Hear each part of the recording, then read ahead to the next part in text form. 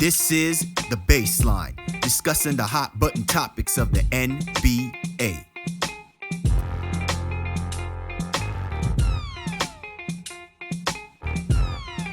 Welcome, everybody. You're tuned to The Baseline. Cal Lee, Warren Shaw, discussing the hot button topics of the NBA. And this is our 2023-24 Western Conference preview.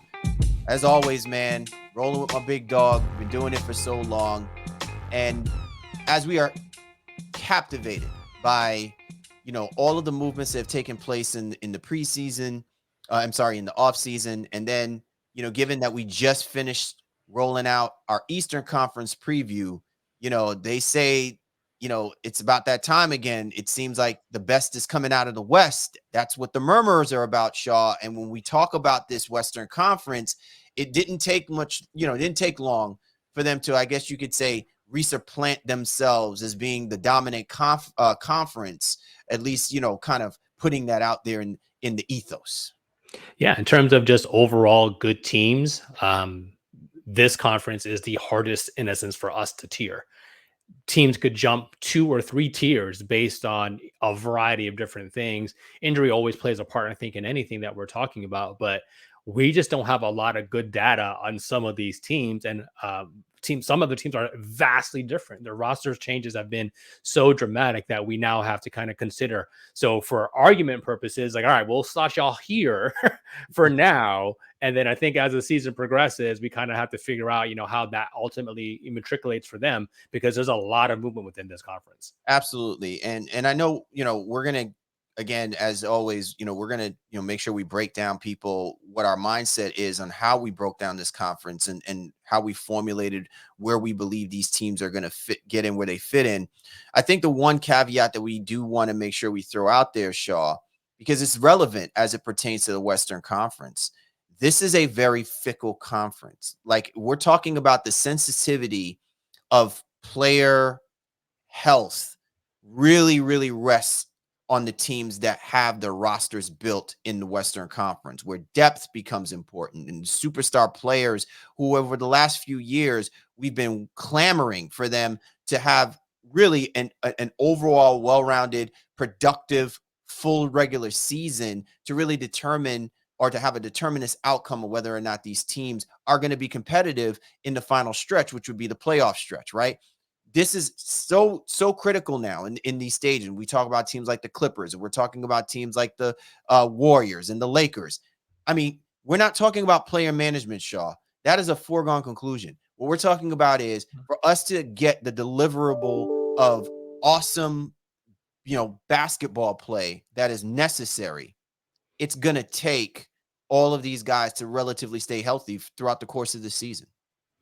Yeah. I think, again, going back on the initial point, without getting too much into it per se, but as you mentioned, the Clippers, the Lakers, New Orleans, even 3 teams that have just really struggled with health and can oscillate their tiers by virtue of that aspect of it alone, let alone the roster construction, which is the whole reason, the whole offseason is more or less kind of take place. But injury concerns within this conference are abound. Minnesota as well, too, another one. They only had Carl Towns for 25 games or whatever it was last year. So how do those players and their hopeful healthy returns impact the rest of this Western Conference? And I think, honestly speaking, without giving too much into it, this is a conference that I think is going to literally be decided by like 4 or 5 games between like seeds like 3 through like 11.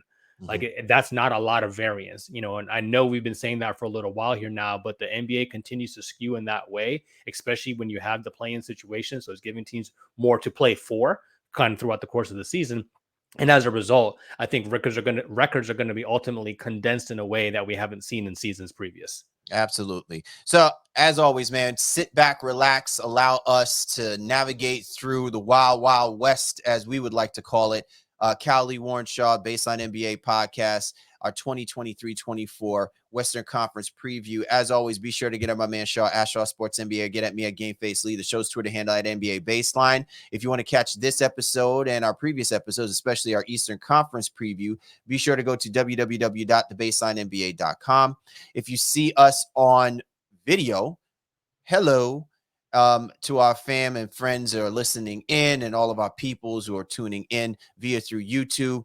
If you see the nice blue and white logo sitting at the bottom center of our screens, you know that we rocks with the 19 Media Group. So be sure to go to www.19mediagroup.com to catch us and all of the great, awesome personalities and content creators that are part of the 19 Media Group family. We cover the gamut of sports, entertainment, music, and culture. So be sure to go to www.19mediagroup.com. So first, let's do a little housekeeping for our listeners here. So how do we break down the Western Conference? I mean, all of these teams are going to basically be vying for an opportunity to participate, compete in the playoffs. Well, we're looking at this in a tier-like type of way, right? Not everybody is going to be able to make it to the playoffs. So we basically have it broken down in 5 tiers, right? Obviously, the lowest tier, the teams that we believe are, they're going to maybe improve, maybe not improve, maybe struggle, but under no circumstances do we have any confidence that they're going to be able to make the playoffs. And we got a teams we call the played out teams, right? Like they're playing, they're competing, and they have actually a possible shot maybe to get into the play-in tournament, but they may fall a little bit short. Then we got our play-in tiers, right? These are the dudes that are going to be jockeying for the opportunity to give themselves a chance to get into the to the playoffs. Then we've got our true players. We know they're a lot, given the roster, given what we'll discuss with these teams respectively. And then we got what we call the conference bosses, the money boss teams. We know that they're in there. They're going to be contenders, and they're eventually going to be of the teams that we're going to be having this conversation of getting to the Western Conference Finals. And ultimately, at some point, we will, down the road, choose who we believe in confidence would be the team to represent out of the West. But for the most part, that's how our preview will go. We'll break down the tiers, talk about these teams, go through their ups and downs, their pros and cons, and hopefully you'll be on board with it. But if you're not, that's why we want you to weigh in and let us know what you think. All right, so Shaw, let's get right into it.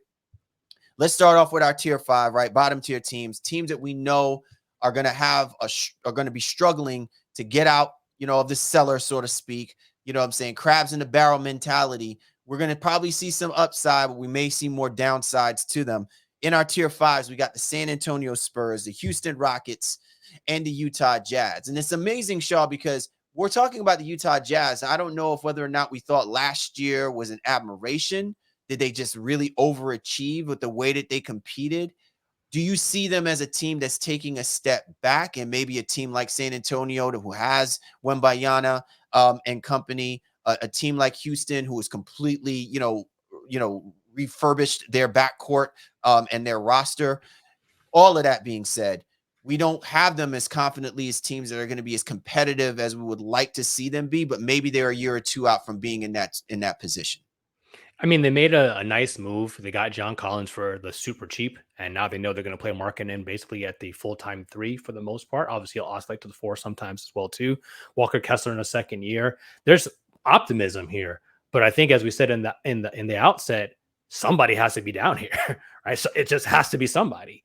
And I don't know that Ainge and Will Hardy and company are ultimately trying to win a bunch of games this year. They won 37 games last year, and I think they could win something along those lines, but they ultimately missed the playoffs. Again, putting them in this kind of tier 5 conversation. So I would expect similar, record for them to some degree, maybe 1 or 2 less wins per se, as the rest of the conference has gotten a little bit tougher. But this isn't a knock on this team in any capacity. They're still very talented and on an upward trajectory. They have some issues at the point guard that you got to figure out. Chris Dunn, Colin Sexton, who's going to be that. They drafted a nice young rookie as well too. Jordan Clarkson also ran one for them last year. But this is not a knock on Utah, other than the fact that somebody has to be below the play-in line in the Western Conference. And right now, that's just kind of like who we're tapping. Well, I think what this comes down to is, will the Utah Jazz have a more talented team than the teams that they're going to be fighting against? I think that they will be a better team, yes, than, say, the San Antonio Spurs and the Houston Rockets, who we'll talk about in a few minutes. But I think when you talk about the Utah Jazz, do they have a talented enough roster? Can they usurp the teams that we're going to be talking about ahead of them, right? That are going to be probably, jockeying for playing worthiness, so to speak, and against the rosters that have bona fide superstars. We have guys that are on the precipice, like you've mentioned, Kessler and Markkanen, where they can essentially be quality star players I don't know if they'll necessarily be superstar players. And when we use the word superstars, I think we get it conflated with this idea about, they're going out there and, they're making a name for themselves. They're TikTok friends, TikTok mania frenzy and things of that nature. What we're talking about are the numbers and the production equate to, I can put this team on my back and I can lead them to wins that collectively as a team, we're not talented enough to beat whoever we're playing against that given night. I still think that there may be a year or two away from that happening, and collectively as a team, and this is part of what Danny Ainge did when he was over in Boston. Collectively as a team, you start with some core star players that you have that belief in that they can actually shoulder a team, and then you work with the supplemental parts around. I think they're still trying to figure out who those star dudes are. Not saying that who we mentioned are not of that ilk to be in that conversation, but they haven't proven it as of yet, and they haven't proven it with consistency. But maybe this is the year where part of that happens in those key matchups against the likes of the Portland Trailblazers and the Minnesota Timberwolves, and you're playing against the big cats, and you're playing against the the Jeremy Grants and DeAndre Aytons and those guys, and you have better numbers than their counterpart superstar players that they're searching through and trying to figure out who's going to be the pillars of their roster. I think that will bode well for the Utah Jazz. And I think, to your point, that's going to keep them around that 30, 35 plus win range, maybe somewhere closer to the 40s, especially when you go down to the final stretch of games, what I'm saying, to really determine where their outcome is going to be. Yeah, I think in short, this is a team that I wouldn't be surprised compete for a play-in if things went a certain type of way for them. Ultimately, I think Hardy is obviously proven to be a competent coach even in just year one, and they have some good bones here. I think if they do figure out what's happening at the point guard situation, between Sexton, Chris Dunn, Keontae George, as I alluded to earlier as well too, and if Clarkson's going to also do some playmaking for them, once that's all situated, then hey, maybe they do figure it out in a way that they are ultimately more competitive and get out of this tier. As I said, I think this is not a knock on them. I respect this. I respect this franchise. I respect what they did, and I think they even banded together last year to prove a lot of people wrong, because they thought this team could have been in the 20 win situation, not 37. So I'm not doubting them in any capacity to be competitive. Again, just saying, I think somebody has to be here for now, and I don't know if they're trying to win this year just yet. All right, let's focus our attention on the Houston Rockets real quick, Shaw. Look, Van Fleet, Dylan Brooks, that's the backcourt of the future, right? I don't know if it's so much them trying to figure out a way to merge the youth movement with the wily veterans and stuff like that. Minus the Dylan Brooks antics, the Houston Rockets really have their plate full because they're not competing in a division that's going to give them oxygen for them to have those lapses and those moments where, they can afford to lose 6, 7, 8 games in a row. It's just way too competitive a division for them to deal with. And so it's a murderer's row, so to speak. So how quickly do you think the Houston Rockets can get themselves up to speed, despite the fact that we have them as part of our bottom tiers of teams in the Western Conference? Yeah, this is just about how they instill a system that allows them to grow and mature. The knock on this roster has been that, especially with Kevin Porter Jr., who is no longer with the roster or is away from the team while they try to move him, he and Jalen Green are just not consummate professionals. The locker room and the way they take the game is just about getting their stats. You bring in Fred VanVleet, you bring in Jeff Green, you sign Reggie Bullock even more recently. Now you got 3 veterans in the locker room to kind of help this team figure some stuff out, in addition to Dylan Brooks. But again, he's got his own set of issues. The major coup for them is the addition of Udoka on the sidelines, and he brings all of his staff that he had with him in Boston. So Houston now is in that space where it's like, all right, how do they mature and become professional basketball players? They won't be next to last in defense this year. Udoka just won't stand for it. He just won't. Right. So I don't know what that improvement will be. I don't know if whether or not he's going to be able to stand for Dylan Brooks and his antics. I mean, because there's an interesting dichotomy there, right? Like you see that Dylan Brooks is who he is, and he's going to do what he does because he truly believes and has confidence within himself. But Udoka believes in a system. He believes in a culture, and he will outright just, he'll excommunicate, a dude if he's upsetting the culture that he is trying to build within that locker room. And I just mean that by saying, if what Dylan Brooks does becomes more of a cancer, you know what I'm saying, rather than it being an advocacy to what needs to happen, that can be a problem, especially when you give a guy the kind of bag that Dylan Brooks is receiving. I'd be very interested to see if Udoka and Brooks can be on the same page. Because to your point, I think Brooks can be the catalyst to Houston taking a humongous leap as far as their defensive metrics go. I mean, they've been virtually the worst team defensively last 4 or 5 years. Like, this is not just something out of the blue. It's just how it is. Like, they had given into the idea that they're going to score as much as they possibly can, and to hell with the defense. You know what I'm saying? Just see if they can get a couple more baskets than the opposing team.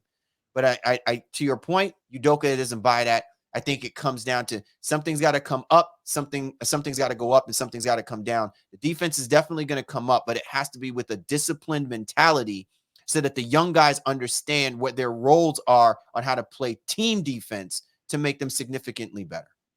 And again, Brooks didn't come there by accident. Like, Udoka had to be on board with that decision. So I think they've had to have some semblance of a conversation of what his play and influence will ultimately be, and his influence cannot become a distraction, I think, as you're alluding to. But they have a couple of good rookies as well, too. Amen Thompson, Cam Whitmore. Whitmore slipped in the draft and, looked like a world beater out at Summer League and has a lot to prove, but you gotta harness that young guy. You can't come out here just jacking up shots just because you're mad at everybody that passed on you. So how do they figure out what their rotations are going to be? I'm interested to see what Van Vliet's ultimate numbers look like, and does he improve some of his efficiency? He struggled in Toronto last year, especially with his shot. So is there enough spacing? Is there enough continuity within that offense? And let's not forget Şengün as well too, who's also looking to make another step too, as Jokic Jr. So I like Houston.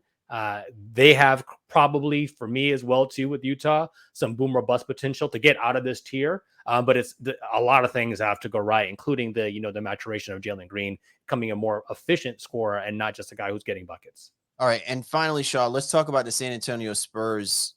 Look, I think everybody is going to be fixated on what Wembanyama is going to look like to the NBA. But I'm more curious about what the San Antonio Spurs are going to look like. Will they be an exciting brand of basketball? I think, given that Popovich has invested himself in the idea of coaching up Wembanyama, I think it also comes down to how is he coaching up the rest of that roster. They've got some quality role players, some quality guys that I think are going to get opportunity to shine. It's not going to equate to them, surpassing maybe the Rockets or maybe even the Utah Jazz if we have them as our lower tier team. So we're assuming that they'll probably wind up among one of the worst records in basketball. But will they be an exciting brand? Like, can you get up for the idea that this roster can be competitive and maybe even steal a few games here or there through the course of the regular season?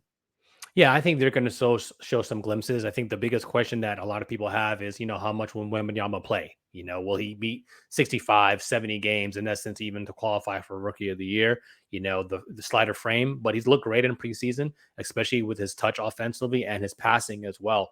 The rebounding can probably still start to climb up here too. But he's been showing an elite rim protection, I think, even in the couple preseason games that Sonny Hill has played, up to our recording here today.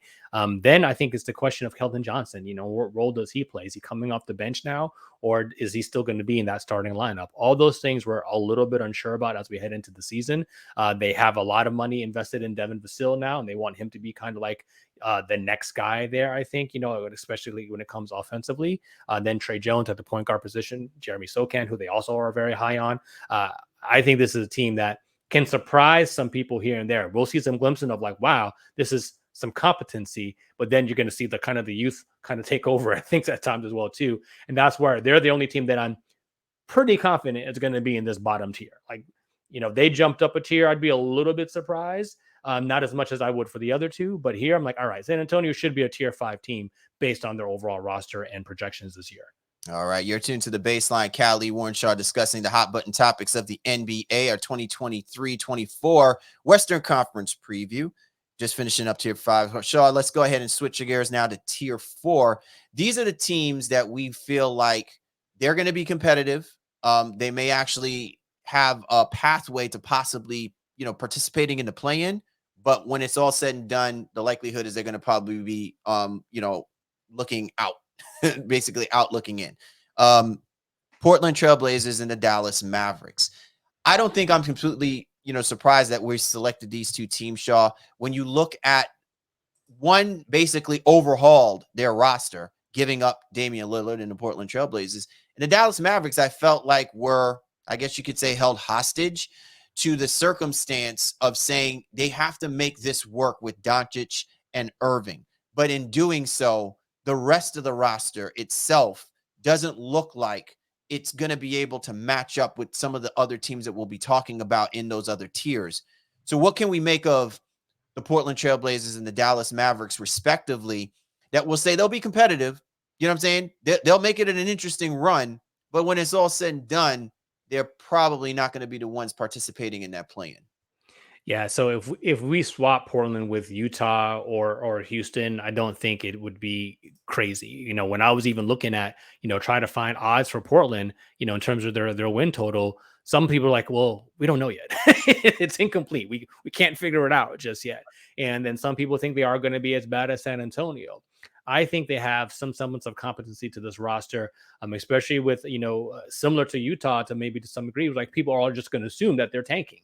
And I don't know that these are professionals that feel exactly the same way. Now, is there going to be a learning curve? Well, they say styles make matches, right? You know what I'm saying? And if you look at the Portland Trailblazers, they have a pretty formidable front court where most teams are very backcourt heavy. If Portland figures out a way to make this work with Scoot Henderson, right? Billups finds a way to get Scoot Henderson to buy in and to really help feed the big boys. They could actually, on a nightly basis, be a problem for most matchups in the Western Conference. Well, I like what you said right there, too. I think it's, what is Scoot trying to do? Is he out here campaigning and trying to win Rookie of the Year? Or is he out here just trying to make his team better? And whatever that looks like. So does he have the ability to score here and there? And then, feed, denominating or whatever he's calling himself here now, right? And Jeremy Grant, we know Grant likes to have the ball in his hand. he likes when he is a one or number two option. So he has that there. But then you still have Anthony Simons who's like, well, don't forget about me. Right. So I think the offensive delineation is going to be something that's going to be really important for Portland going into the season. And if they're able to get some sort of tier system, I think within that, and Scoot and Simons and Grant are not all just fighting over the ball, not to mention Shaedon Sharpe as well, too, who also thinks like he has some bounce to his game. That's going to be the biggest thing for Portland, and that will send them whether into this tier, as we're alluding to, or sending them backwards, into the tier 5s where they're competing for a number 1 or number 2 draft pick again. Yeah, I think it's interesting that you say that, Shaw, because when you look at what the team did, last year, they only amassed 33 wins, but a lot of it was submersed in turmoil, right? And a lot of it is from uncertainty. I think by taking care of what needed to be taken care of and addressing the elephant in the room, I think now Chauncey Billups has full focus on how he needs to kind of, curtail this team to be competitive and how he's going to have to utilize his team as in the proper way, where they become assets and not just become, pawns in a, business oriented game of, trying to appease an audience and a fan base and recognizing, the landscape of where the Western Conference truly is and what they're going to have to measure up to and how long it's going to take for them to be able to measure up to those expectations. So very interesting dynamic. Now, we talk about the Dallas Mavericks, Shaw. It's a complete opposite with them because you already have a quote unquote MVP like caliber player in Luka Doncic. You had, a person who has been in MVP conversations due to the course of his career in Kyrie Irving. And yet when we talk about this dynamic, it just has not come to fruition. And I don't know if part of it is the struggle in recognizing that it really should just fall on these two guys to go out there and just score the basketball and to help everybody else. Or there's this constant belief that Jason Kidd can position the rest of their role players to allow Doncic to do what he does and it to flourish. It's amazing because for a team that you would think should be able to score the basketball like it's nothing, even handing guys the ball like it should be easy buckets for them. This team struggles to score the basketball more than anything and struggle to score it with consistency. Well, yeah, they're 3 years removed from a historic offense. They were, excuse me, they were still 6th last year, I think, in offensive rating. But once they lost Silas to Houston, it's been a little bit different. And then how much of the Luka magic, if you will, too, is able to spread to the rest of the roster where you can share the basketball. enter Kyrie Irving, now enter Grant Williams, and a host of other, I think, rotation guys here are hoping to be able to feed. I think to some degree, it's also the Luka mindset. He's brilliant. There's no two ways about it. He's a brilliant offensive basketball player. But now is he willing to not just, I don't think Luka stat pads in any capacity, but really make the whole of the parts better, right? And now you have Steph Curry back in Dallas. What does that look like? Can Derek Jones be an acceptable lob threat for them? Can they get out on the run, get on the break a little bit, and utilize him with that verticality? Can Kyrie maybe even take on some of the playmaking responsibilities? That maybe Luka. To kind of just even take some pressure off of Luka, because Kyrie also likes to score the basketball. You still have Tim Hardaway on this basketball team, who's obviously a brilliant 3-point shooter as well too. Rashawn Holmes now comes in too to try to shore up the front court. There's a lot of things that are happening, I think, with this team, especially offensively. But I'm interested to see how does Derek Jones, Grant Williams, Holmes, and even Kleber, a mixture of new guys and old guys, how do they help the defensive side of the basketball where they've really, really struggled, I think, in years past, in addition to how they need to just make sure everybody stays involved and engaged. And I think you'll get that defensive effort if you keep everybody happy offensively as well, too. Yeah, there's a 4.5 game difference between the Portland Trailblazers and the Dallas Mavericks from last season, right? And so to your point, it can go any way. The Dallas Mavericks could easily find themselves as considered our tier fives as just as easily as we would elevate, say, the Portland Trailblazers or the Utah Jazz into that tier 4 situation. And so it'll be interesting to see what takes place, Shaw. I think the other thing as well, too, is ball movement, because this has never been Kyrie Irving's strong suit, his ability to move the basketball the way like Luka would typically move the ball. He kind of, it's very different in their ISO play and play creating abilities for them. So to see Jason Kidd kind of weave a masterpiece together of two dynamically different ISO styles of basketball so that it becomes poetry in motion for the Dallas Mavericks, I think will be the greatest challenge more than anything. Does it mean going to leapfrog themselves into certified play-in? I ain't completely buying on that, and I believe you feel the same way as well too. But I do think that it will make for an interesting assessment, you know what I'm saying, as they try and spot and look at, whether or not the system and the style of play is really suited for the personnel that the Dallas Mavericks will have on the basketball court. You're tuned to The Baseline. Callie Warren Shaw discussing the hot button topics of the NBA and our 2023-24 Western Conference preview. Coming up, we're going to talk about our tier 3 and tier 2 teams. These are the teams that we believe are play-in worthy and also are locks to be in the play-in. And so you don't want to miss out as we cover those teams in discussion. But before we do that, if you like using debit over credit, I just learned about something that's definitely a game changer. It's called Discover Cashback Debit. It's a checking account that rewards everyone with the cash back on everyday purchases, which means you can get cash back on tickets for the game, snacks, team merch, all with no fees, making this season a total win. Check out eligibility and terms at discover.com/cashbackdebit. Discover Bank, member FDIC. More Baseline here. Callie Warren Shaw.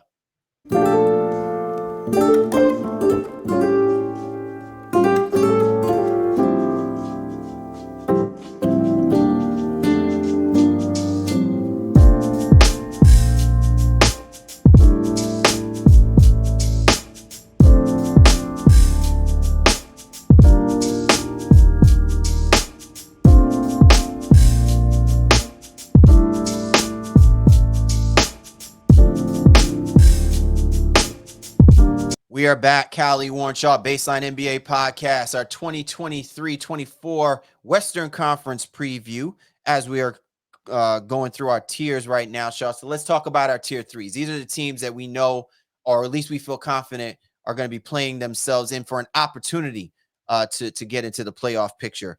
So we're looking at the Minnesota Timberwolves, the New Orleans Pelicans, the Los Angeles Clippers, and the OKC Thunder. Now, Shaw, there will be a time where we'll be hedging our bets when we talk about the OKC Thunder. So I want to talk about them first. I'm with you on this, man. I think the Thunder are going to be a team that people need to pay attention to. Matter of fact, I really think people should, I guess you could say, wake up and smell, you know what I'm saying, the thunder, or hear the thunder that's about to crackle under the feet of the Western Conference, because this is one of those teams, Shaw, a few wins here or there, we could be talking about them legit play-in and forcing maybe one of our tier 3 teams, I'm sorry, tier 2 teams back, you know what I'm saying, one back, as far as, you know, trying to come out of that situation and not be a play-in type team. I mean, that's how good we think the Oklahoma City Thunder team will be for this upcoming season. Yeah, there's a lot of confidence here. So I think, you know, what we're trying to do is give respect with some cautious level of optimism. There's talent here that could like really boom depending on how things go. SGA is legitimate MVP type level candidate, right? The addition or getting Chet Holmgren back here now, so complete now his true first year in the NBA, gives them a nice defensive presence, but also a spacer at the 5 position that can clear things up for SGA's drives and his mid-range game as well too. You have the wing, Jalen Williams, not the big man, Jalen Williams, who's also ready to take another step. And I know you and I had some conversation about, you know, what his level of, you know, offensive capability and professionalism will be going into the season. But I'm pretty high on him in general. Then you still have Josh Giddey and Lou Dort, right? This is a really good basketball team with a lot of great parts. I think they're going to be able to figure out what they do on the offensive and defensive side, you know, with rotations of like bringing in Bertans, you know, Pokashevsky still on this team, you know, the younger Wiggins is on this team, all getting good basketball players who can come in and do spot minutes. And if they're able to get anything out of the corpse that was it is Victor Oladipo, that just allows them to have another dimension, I think, coming off that bench. Really excited about the prospects of OKC here this year. And I'm hopeful that they're able to live up to some of this expectations, especially with Chet being healthy and obviously another year of, you know, kind of excellence from SGA. Well, this is a perfect example of believing in the roster that you've built, right? Believing in what Joe Presti has basically over the course of the last 5 years has kind of weaved together for this roster. And I know at times people get really enamored when they see a team, you know, kind of in contention on the precipice, and then you got to say, oh, buy, and then you start, you know, giving up certain players and certain assets. And then when that team falls short of it, now you have to work with what you have ultimately had put together that might not, conform to what the idea was or the intentions are. This is a perfect example of, hey, Holmgren was injured last year. Who knows what he could have evolved into, but you can clearly see his presence on the basketball court for a team that finished mid-tier defensively in defensive rating, right? So now with him, just in and of itself being healthy, he can help that basketball team defensively.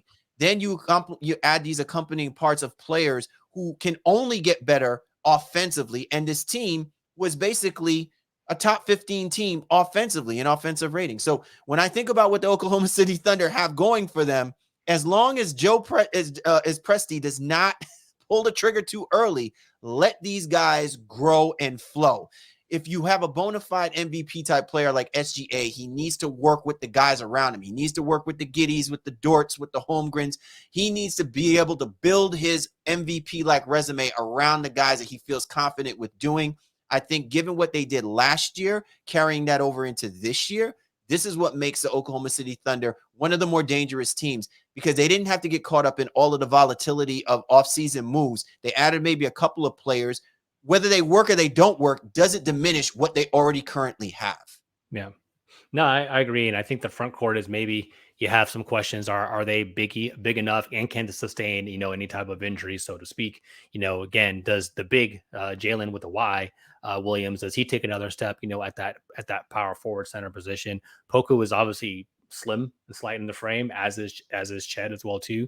So do they have enough girth at that position? They even played Giddey at some 4 last year, which, you know, I found to be really interesting just by virtue of his overall size, you know, at 6'8", 6'9". But again, not a super girthy guy when it comes to defending, you know, that 4 and 5 position. So that's maybe the only question I really have. I think you can always say, hey, is there enough shooting? But I think if Jalen with an L, if he can get his 3-point shooting up to even 37 to 38%, that'll be very helpful. If SJ is willing to take a couple more threes, you know, that will be helpful. And Giddey just even be able to shoot the corner 3, that would give them enough, I think, spacing on the floor. But again, we don't know what Chet's going to be as an NBA 3-point shooter as well right now too, but he's shown the chops to be be able to do that in college and obviously high school, some years ago too. So I'm excited about OKC. I think Mark Daigneault is also another, great young coach. So to me, this is a team that can potentially get out of this tier and sneak into the edges of a tier 2 potentially. So now that we feel all warm and fuzzy about the Oklahoma City Thunder, Shaw, why can't we feel the same way about the likes of the LA Clippers or maybe the Minnesota Timberwolves or even the New Orleans Pelicans? It's interesting because all three teams have different stories that lead to the same ending with how we perceive them, right? Like they're one player away, or they're the roster is one piece away, or if this person was healthy. Like all of them have three different pathways to the struggles that they've had over the last few years, and some have shown situations to have times where they've been able to break through. Like you look a few years removed, the Los Angeles Clippers were in the the Western Conference Finals, and they didn't even have Kawhi Leonard on the floor, right? You look at the New Orleans Pelicans, a team that basically was hanging around as one of the top teams last season in the Western Conference, didn't have Zion Williamson for most of it, right? The Minnesota Timberwolves went through its struggles because they didn't have Cat in and out. It was held up by Anthony Edwards in that team. And I think everybody, has rested on the idea that this team is Anthony Edwards to run, right? So all that being said, all of these three teams are taking different pathways. Why is it that we can't feel confident of leapfrogging them as surefire, bona fide teams that can be better than the Golden State Warriors or probably better than the Sacramento Kings? There is always still one thing hanging over them that really determines their viability of being playoff contenders. I mean, you answered it. It's simply the health.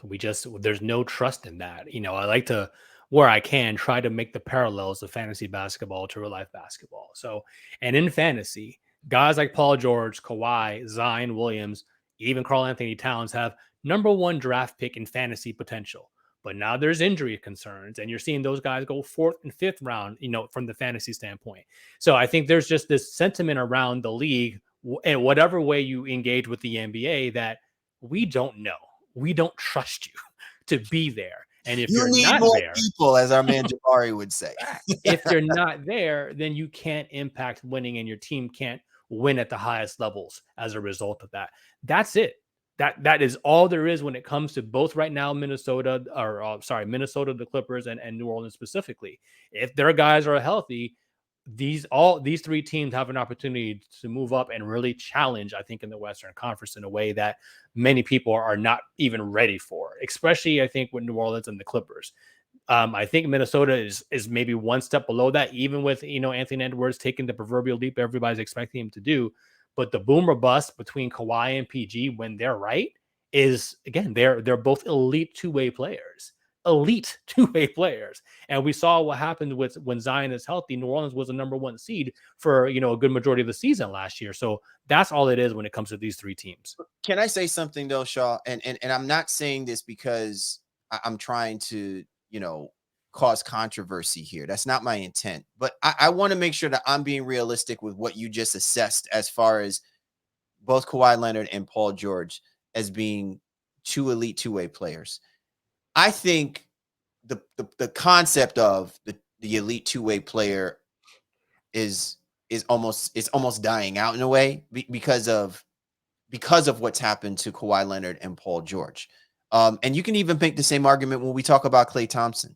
I think that as they are getting older and their game evolves, I think they're picking and choosing between what side of that two-wayness, so to speak, they need to prioritize to keep themselves either relevant based on the bag they got, or keep themselves relevant as far as what they can contribute to the team that they're currently playing on, like the makeup of the roster and what the expectations are to make them, viable for them, right?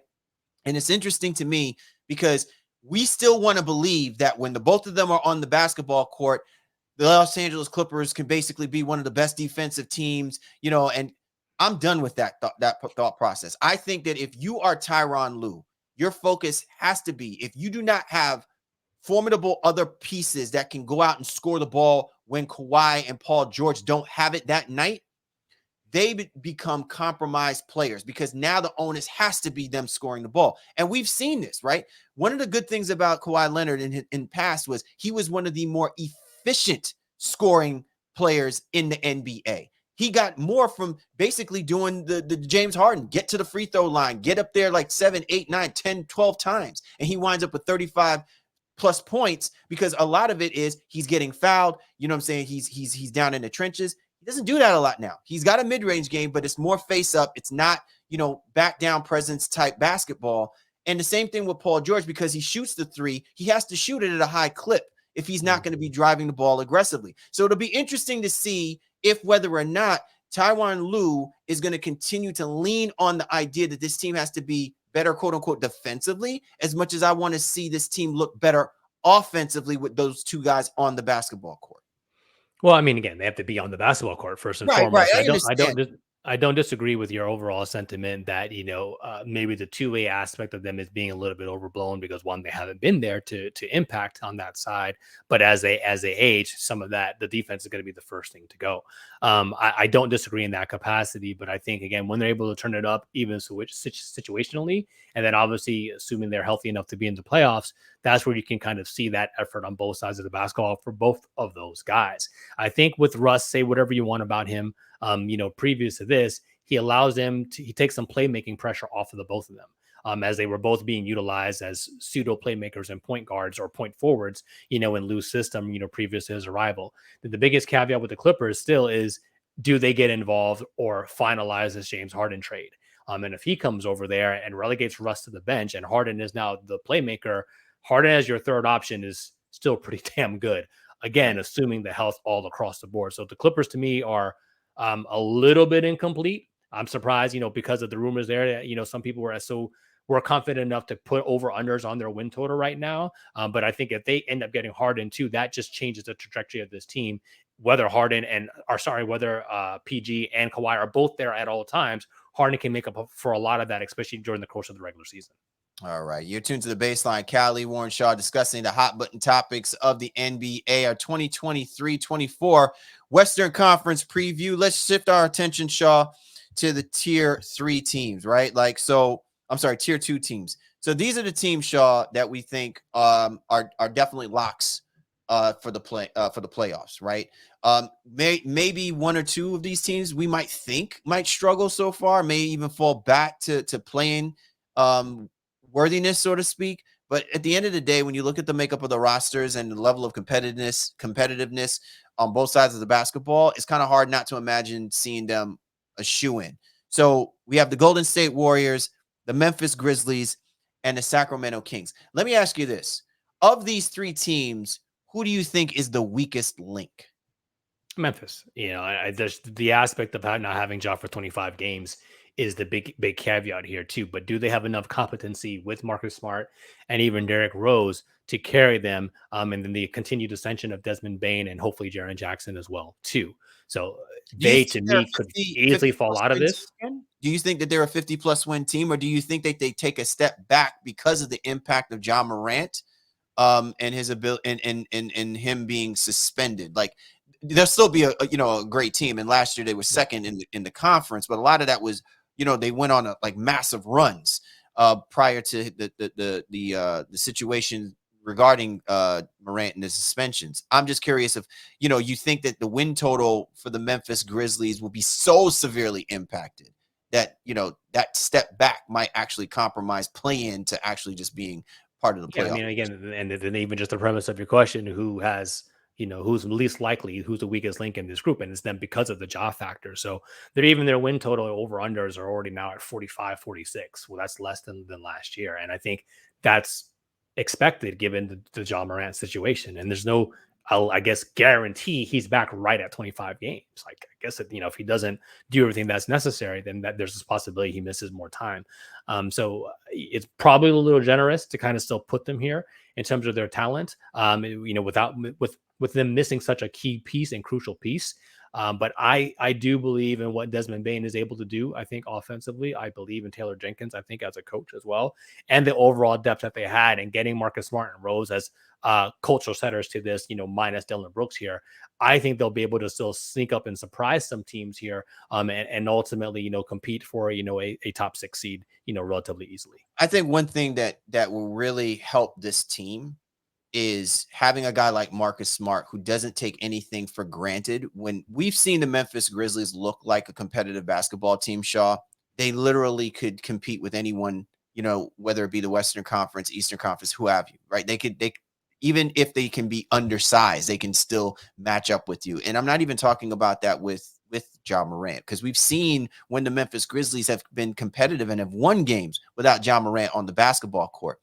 But what happens at times with the Memphis Grizzlies, and I think at times is what compromises their ability to make these critical runs, is they lose games that they really have no business losing.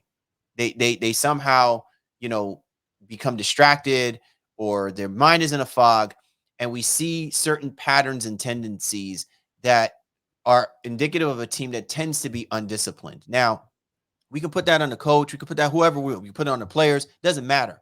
What happens is there usually has to be a player, has to be a voice. It has to be someone unified in the idea that we can no longer allow this to happen if the goal is to win a championship. Yeah. And I think Marcus Smart is that kind of guy. I think that's what can help augment or offset, some of the what I'll say is the fall off that we're anticipating will happen to the Memphis Grizzlies, because it's not like Marcus Smart is a scrub. But I do think, as far as the discipline that is required on the court and off the court for the rest of that roster, because, some of these guys are going to be like, oh, I can't wait for Ja Morant to get on that court. That's our dog. That's our boy. And they get too Morant dependent on the idea that for them to make this work, he's got to be out there. If they leaned on the fact that they could be successful without him on that basketball court, Taylor Jenkins could probably work with a lot more on the roster than typical. But I think at times he feels strapped because most of these guys are so dependent on Ja Morant's playmaking ability. And I think you have to have a guy that doesn't believe in that nonsense, so to speak. He believes that, like, if I'm out there, we can win just as easily as Ja is out there. And I don't think you have a better person like that than Marcus Smart. And that's me giving kudos to a dude who I often spoke about the struggles that the Celtics had having him on the basketball court, because he was so one-sided as far as what he could give you. But he is such a well-rounded player and a great leader. And I think that's what's been holding the Memphis Grizzlies back these last few years.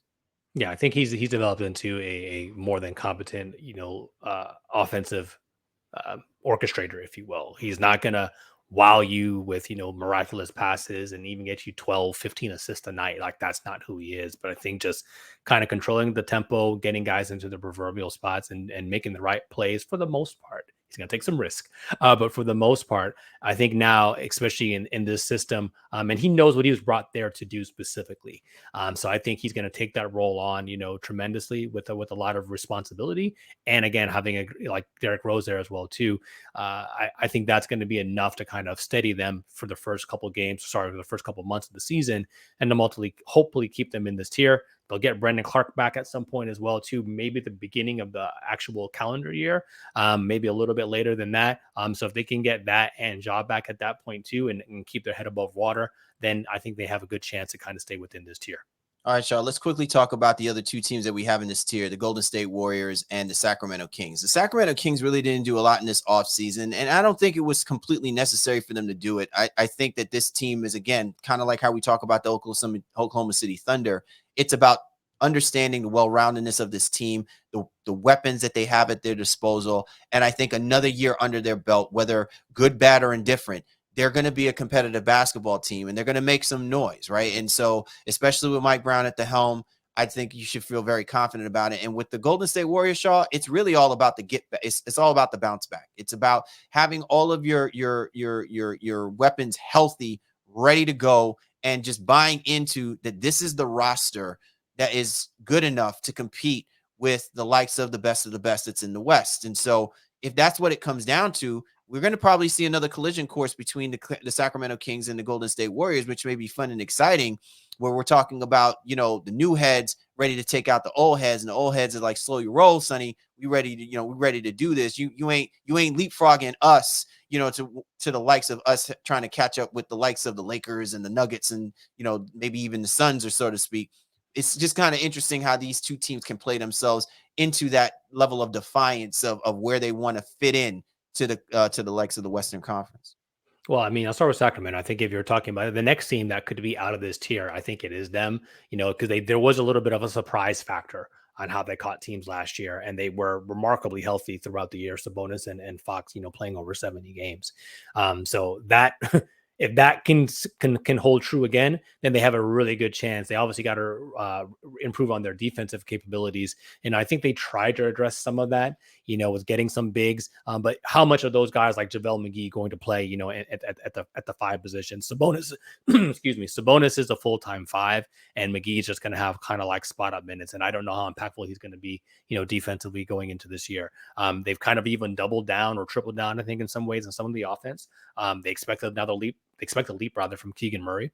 They acquired Chris Duarte. So between Duarte and Herter, they should have elite level shooting on the floor at all times. Not to forget Malik Monk, who's still on this team. So it leads me to kind of wonder, where does Davion Mitchell fit into this equation? Because there's a lot of minutes at that guard position, and most of those guys skew towards the offensive side of the basketball. They also added the EuroLeague MVP to this team to kind of play at that 3-4 position as well too. So to me, I still like Sacramento. I think they can still be one of the better offenses in the league this year. But what you said in the beginning is really true. That they're not the Denver Nuggets, but this is what we said about the Nuggets for so long. The core guys kept returning over and over and over again, and that allowed them to build the continuity to be a good basketball team.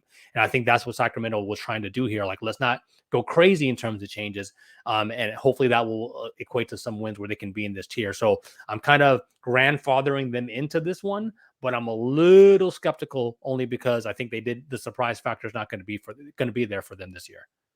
Look, for me, the Golden State Warriors, if they can just figure out a way to stop turning the basketball over, and maybe this is a good reason why you have Chris Paul on this roster, the accountability factor to not turn the ball over as much as the Warriors tend to do and have always done, because they're risk takers. This is what they do.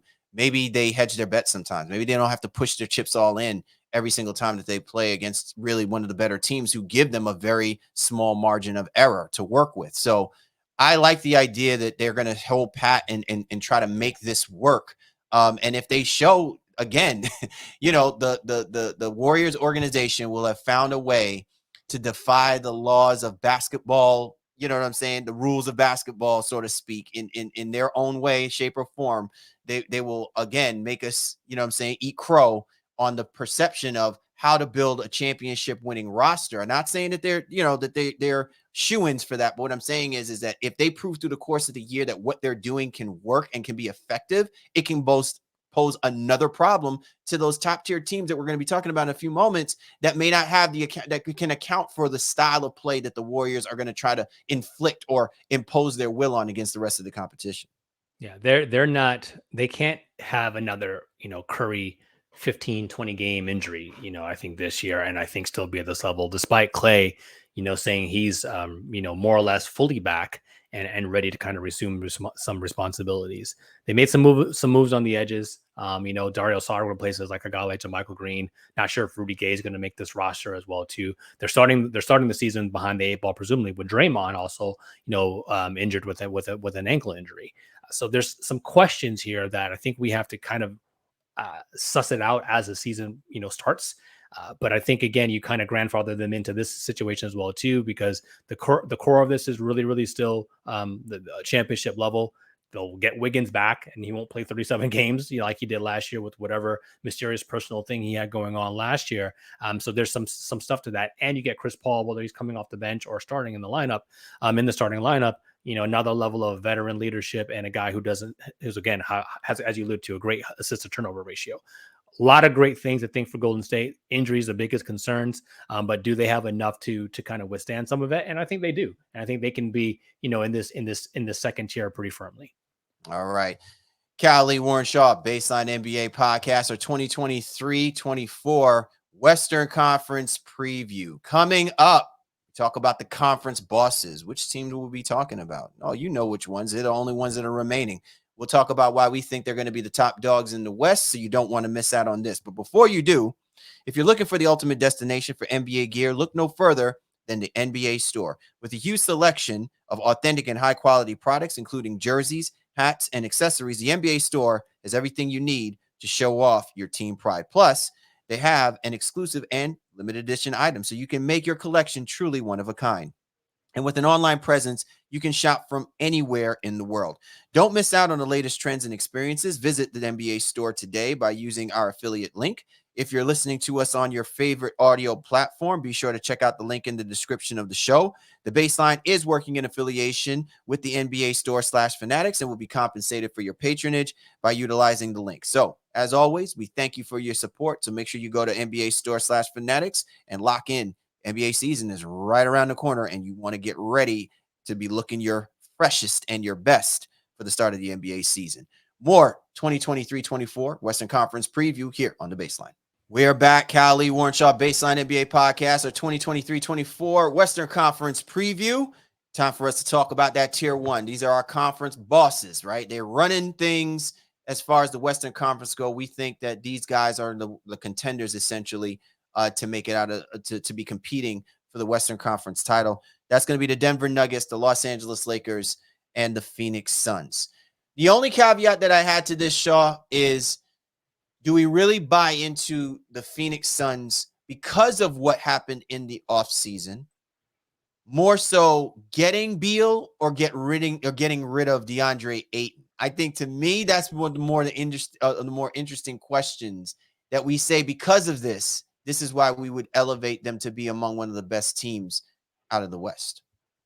I think they're just scary offensively when it comes to what they're going to be able to do in the regular season, health aside. Booker, Beal, and KD all have missed time or missed significant time in recent years. But hopefully the sum of the parts there, if one goes down, they still have two elite level all NBA type players that can still be available, to them, with Beal being the lesser of the quote unquote three. I think they did a decent enough job. Nurkic replaces Ayton in a way that I know a lot of people were upset about in terms of the talent disparity, but I think the fit is ultimately going to be better there and not just somebody who's crying for the basketball and wanting to create in a way that Ayton thinks he's going to be able to do in Portland. Nurkic will set screens, he'll make passes, and then take whatever scraps, the rest of the guys kind of give him. Then I think what they've done to get Bol and even Watanabe on this team, Eric Gordon, I think these are good rotation players, and they're not elite. I don't want to go crazy here, but they can suck up some minutes when some of that big three is taking a rest. So the biggest question for me here is going to go back to the defense. Vogel, long known to being a defensive-minded coach. So are they able to buy in and lock in on that side of the basketball? That remains to be seen. But I think we're in for Sacramento's offense was historic last year. I think Phoenix offense is going to even surpass that. I'd be surprised if they're not the number one offensive rated team here and potentially maybe even in the NBA history with the level of efficiency those three guys can create. Do you think there has to be an MVP level to either Devin Booker or to Kevin Durant for us to have this kind of conversation when it comes to the Phoenix Suns?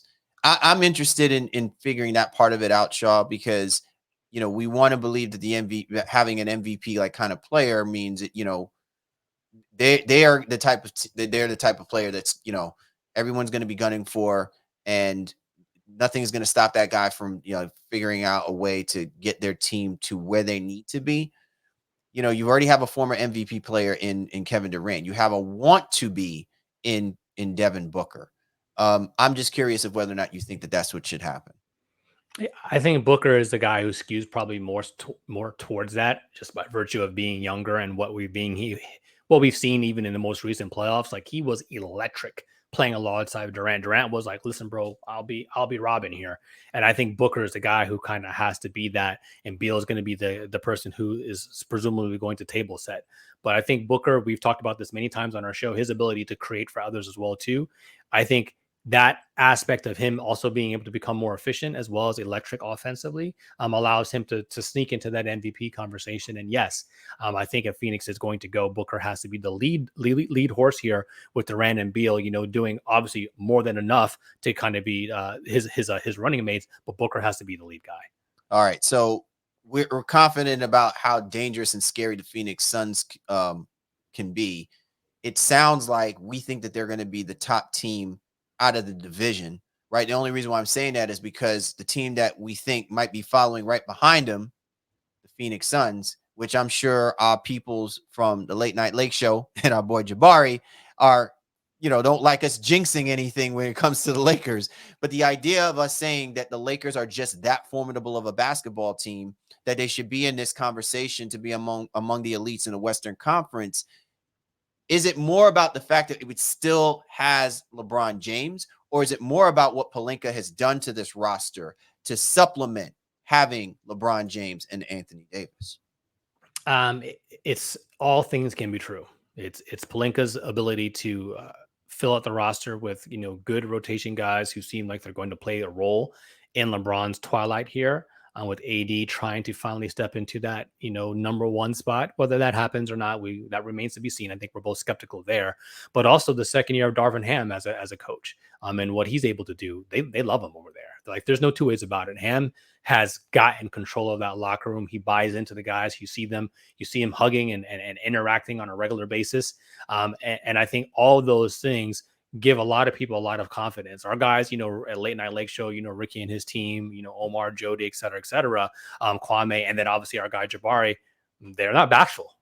They're really excited about the prospect. They're not thinking we're jinxing them here. They expect this Lakers team to be competing, for a Western Conference title and ultimately an NBA title as well, too. So everything they've done has made some semblance of sense, I think, at least on paper. Cam Reddish, Dame Vincent, Torian Prince, Christian Wood, all at the prices that they got them at, why would you not?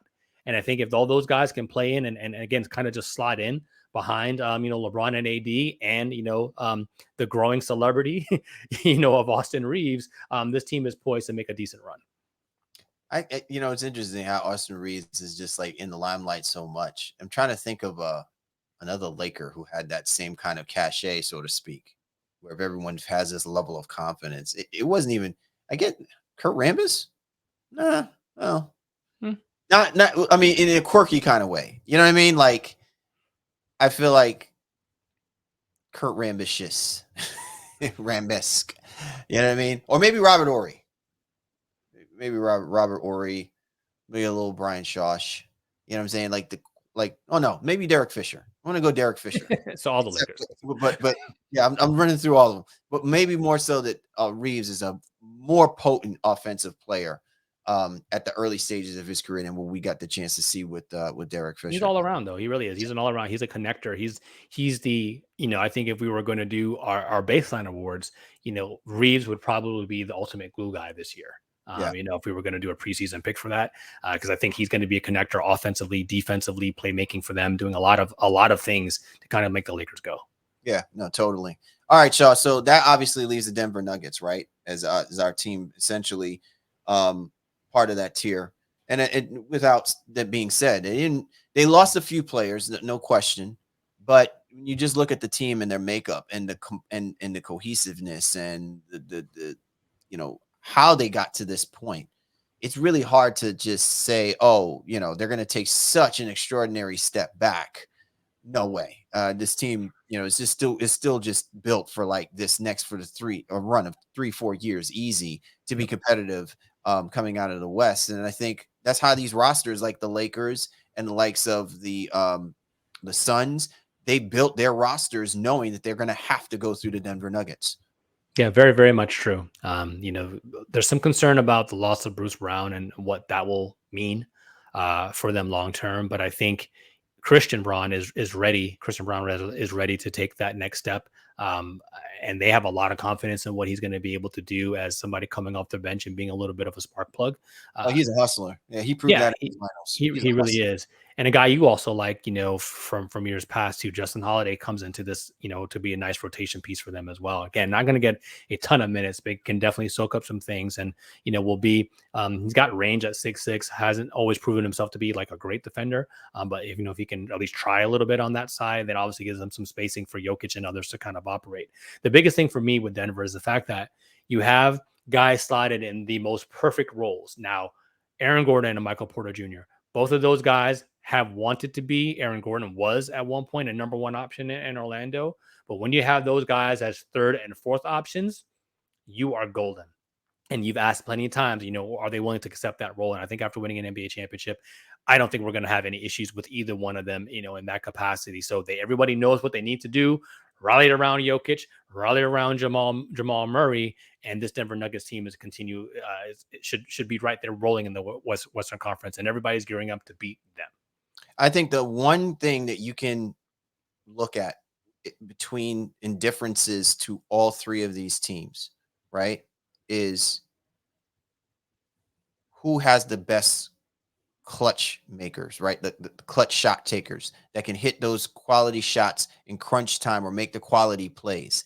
And I think it's easy to say that when you got Jamal Murray and Jokic, they have the best tandem of the three teams that we're talking about when it comes to clutch situation and moments. If you have over the spread of dominance, like in a game situation, you have LeBron James and Anthony Davis, and just overall explosiveness, like can bury you in less, like within the first 5 minutes of a game.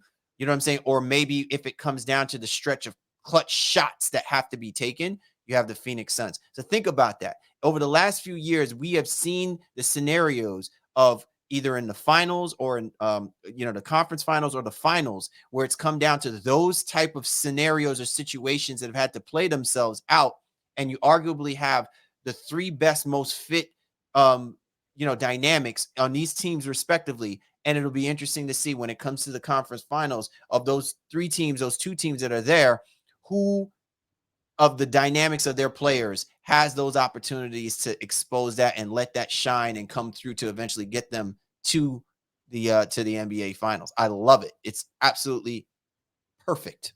Yeah.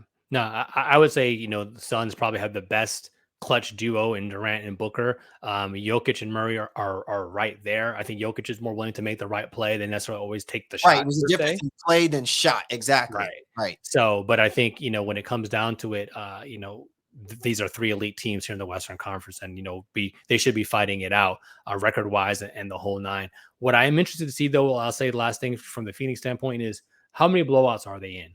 And I think if they're able to kind of do the work early in games, then allows Durant, Booker, and Beal specifically to rest at the end. Those years like when Golden State was just like mollywhopping people with KD, ironically. Right. That allowed them to just save Curry and KD towards the end of the season in the playoff run, because they didn't have that many minutes on them trying to eke out regular season wins. I would expect Phoenix is going to be in that situation a lot. I'd be really surprised if they didn't have the largest point differential this year as well, too, just by virtue of having such an explosive and dynamic offense. Very well said, my friend. Very good. And something we have to look for as the season commences. So, yeah, very interesting to see how the teams will handle themselves when they're playing against whoever they're playing against, and how the star players and the team collectively, get in it, get on them early, and, shut these guys down and there you go. There's your load management. Yep. There it is right there. Awesome show this week, man. Really excited that we had the opportunity to break down the Western Conference. And obviously, we said we're looking at the Lakers, the Suns, and the Nuggets as really being the top dogs. But that doesn't mean that the course of an NBA regular season can shake things up a little bit. So, I like the prospects of us holding those guys in a very, very high regard. But I'm really looking forward to those other tiers shaking things up and making things very interesting in the West. Yeah, let us know if you're listening here on the baseline who you think is the most likely to move up or down. Sacramento, Memphis, New Orleans, the Clippers, Minnesota, even down in the bottom, Utah and Portland. Like, what are the prospects? The Western Conference is going to be extremely, extremely competitive, and it's very hard to predict here on the tiers. So again, no disrespect to any of the teams. We had to put somebody somewhere for the purpose of the conversation. So we'd love to hear what your thoughts are here on the baseline. Absolutely. Once again, we appreciate you and yours for the baseline. Cal Lee, Warren Shaw. We appreciate you guys. Thanks for hopping on board with us for our 2023-24 Western Conference preview. We'll catch up with you next time.